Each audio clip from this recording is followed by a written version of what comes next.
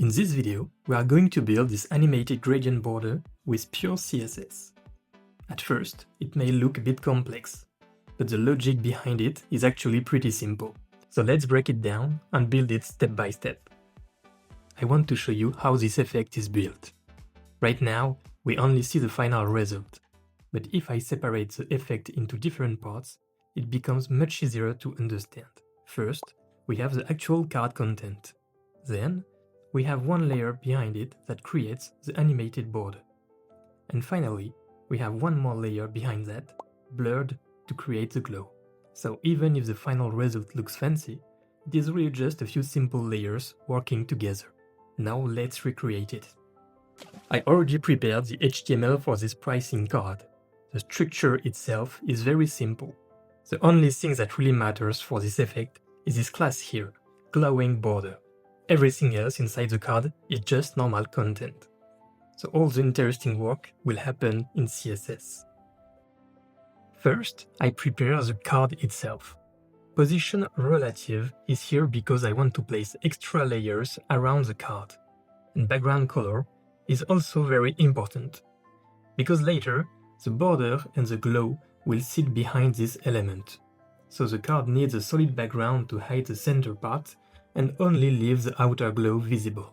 So right now, I'm not building the border yet, I'm just preparing the main layers that will sit on top.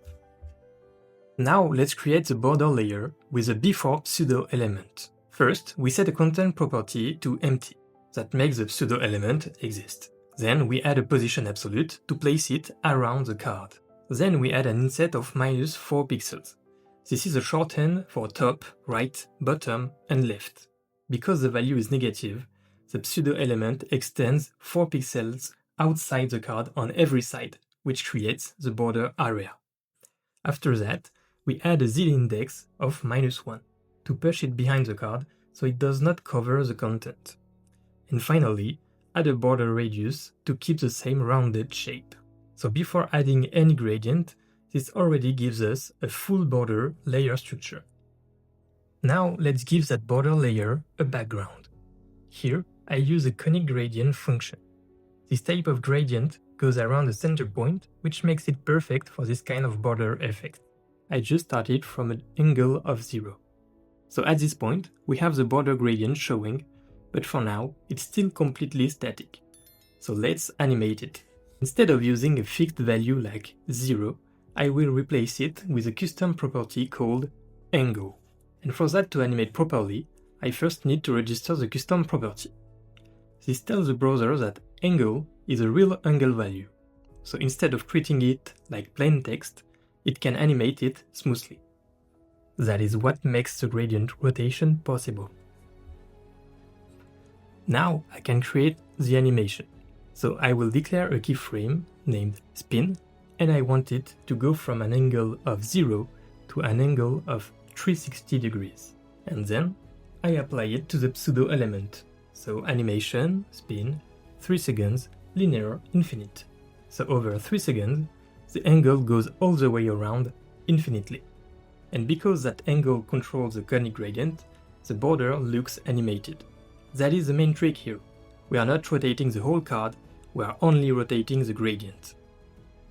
Now let's add the glow effect. For that, I use the after pseudo element. We will keep the exact same properties from the content, position, inset, z-index, border radius, background, and animation, and we will duplicate it in the after pseudo element. But now I want one more thing. I want to blur it. So we'll use the filter property with a blur of 1.5 rem. And that is what creates the soft glow around the card. If you want, you can also tweak the opacity to make it less noticeable. So now we have the full structure, the content layer on top, the animated border behind it, and the blurred glow behind that. One small accessibility improvement before we finish, reduced motion. Because this animation runs forever, it is a good idea to respect users who prefer less motion. To do that, we can use the media query prefers reduced motion, reduce, and say that both pseudo element after and before will have no animation. This is a small addition, but it makes the component more accessible and more complete. The whole effect is really built with a few simple pieces. A normal card for the content, one pseudo element for the animated border, another pseudo element for the glow, a conic gradient for the colors, and one custom property to rotate the gradient. So even if the final result looks advanced, the logic behind it is actually very simple. And once you start thinking in layers like this, you can reuse the same idea in many other CSS effects. That's it for this video. Thank you so much for taking the time to watch.